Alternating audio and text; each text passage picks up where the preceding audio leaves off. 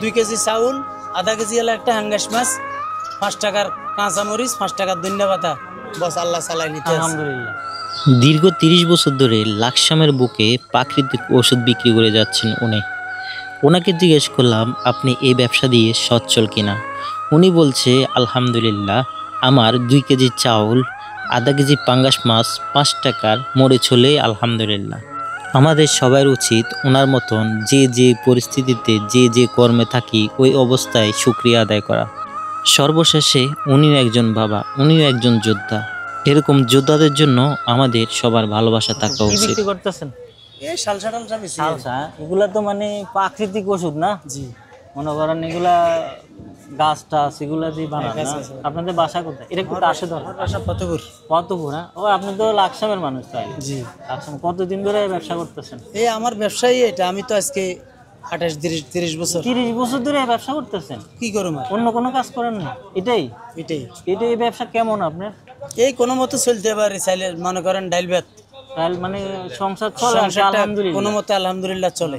মানে আচ্ছা, আমার এটা লাগবো সেটা লাগবো, অনেক চাহিদা। না না, বুক বিলাস করার কোনো সুযোগ নেই। 2 কেজি চাউল, আধা কেজি হলো একটা হাঙ্গাস মাছ, 5 টাকার কাঁচা মরিচ, 5 টাকার ধনিয়া পাতা, বস আল্লাহ চালাই নিতে। আলহামদুলিল্লাহ।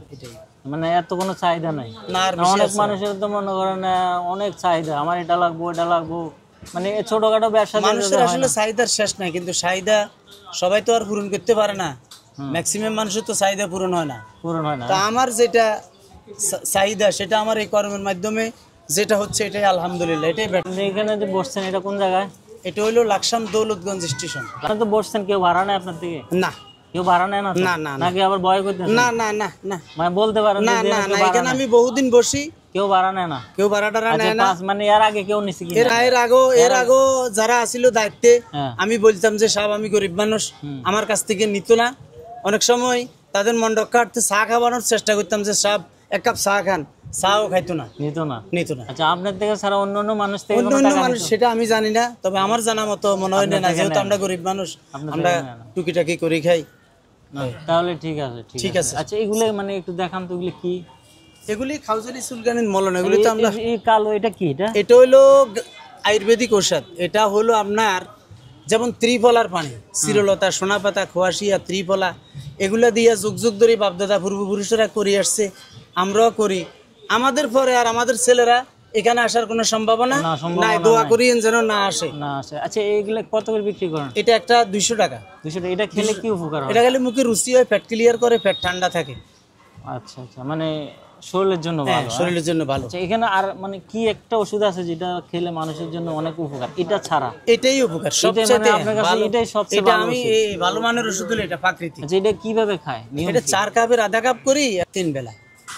আচ্ছা আচ্ছা, আপনার বাসা জানি কই বলছেন? এই তো ফতেপুর। আমি বাড়াতে থাকি, বাড়া থাকি। বাড়া থাকেন? দেশের বাড়ি কোথায়? দেশের বাড়ি নোয়াখালী। নোয়াখালী। এখানে কত বছর ধরে আছেন? এখানে আজকে 17 বছর। 17 বছর ধরে তো আপনি স্থানীয় হয়ে গেছেন, এই জায়গায় আইডি কার্ড বানাইছেন? স্থানীয় না, আইডি কার্ড বানাইতে পারি। 17 বছর থেকে আইডি কার্ড বানান নাই? ওখান থেকে চলে আসি নাই, একবারে চলে আসেন নাই? না। আচ্ছা, মানে যাওয়া আসার মাধ্যমে আছে। আচ্ছা, এখানে কি বাড়ি করছেন না ভাড়া? না না, ভাড়া থাকে। আচ্ছা, ঠিক আছে, ঠিক আছে, আপনার ব্যবসা আল্লাহ বরকত দেখ, দোয়া করি। আচ্ছা, ঠিক আছে, আসসালামু আলাইকুম। ওকে।